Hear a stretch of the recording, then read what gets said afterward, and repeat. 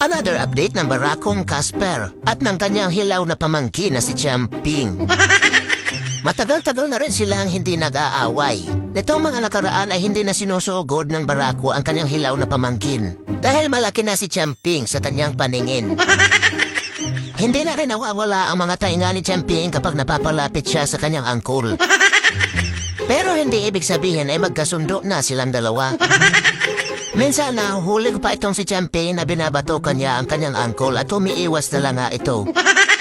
Nagkakating inanalayan sila ng walang alitan. Madalas na rin silang magkalapit pero hindi na sila nagugulat sa isa't isa. At ito ang malaking palaisipan sa barako at sa kanyang hilaw na pamangkin na si Champing. Natuto na din si Champing na hindi matakot tuwing magkakalapit sila o magkakasalubong ng barako.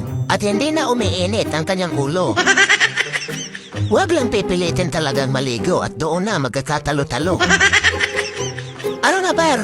Napakabait at napakahusay na senyor ka na, Per.